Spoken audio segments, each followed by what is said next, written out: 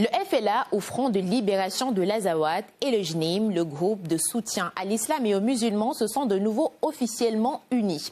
Depuis le 25 avril, ils décapitent, brûlent et attaquent ensemble des villes et des villages du Mali sans renverser les autorités à Bamako, mais portant des coups douloureux à l'armée et à la population civile.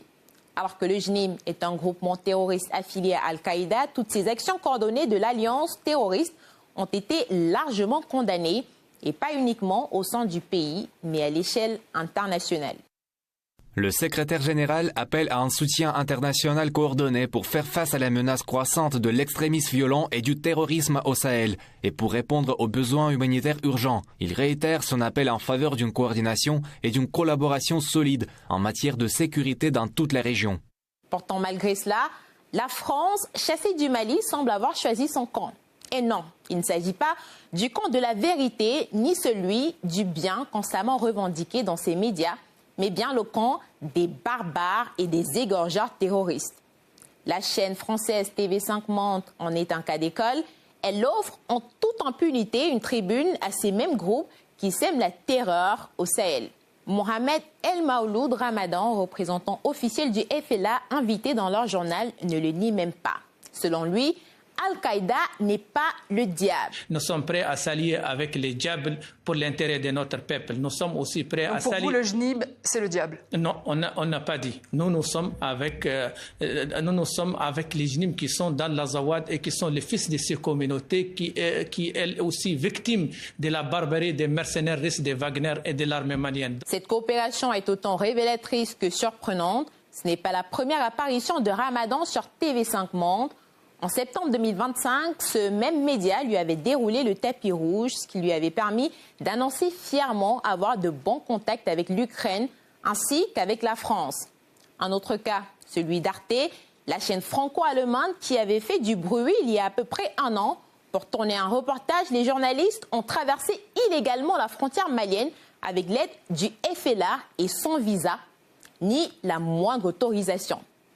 Une fois sur place, ils ont dressé le portrait de leur hôte comme étant les combattants du Front de libération de l'Azawad. Stupéfiant. Ils se battent pour l'indépendance du nord du Mali, qu'ils appellent l'Azawad. Bamako les considère aujourd'hui comme des terroristes. Moi, je combats pour ma liberté, pas pour de l'argent. Alors la question à se poser est la suivante. Comment un pays qui, il y a 10 ans, pleurait ses morts du Bataclan et du Stade de France peut-il aujourd'hui légitimer les mêmes groupes affiliés à Al-Qaïda? Eh bien, la réponse est aussi crue qu'indécente, par orgueil et par calcul. Parce que la France a perdu son statut de pilleur au Mali, et ça, Paris ne le digère pas. Plutôt que d'accepter la souveraineté des États africains, elle s'assoit à la table des criminels et réhabilite l'indicible. L'accompagnement médiatique est un élément clé de cette stratégie. Quelques heures seulement après la prise d'une ville dans le nord du Mali par le FLA, les spécialistes des médias français sont déjà sur place pour interviewer un commandant terroriste. Le chef d'état-major du FLA est désormais le maître des lieux. Actuellement, nous mettons en œuvre, aux côtés du JNIM, une stratégie commune de guerre contre nos ennemis. Ces journalistes français qui font de la complaisance criminelle vont au bout de leur mission sur les plateaux télé.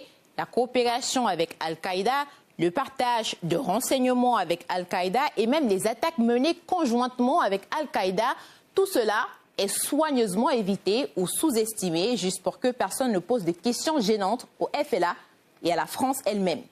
Notre slogan est néanmoins « Oser questionner ». Alors la question, je la pose à nos confrères. Êtes-vous satisfait de votre rôle de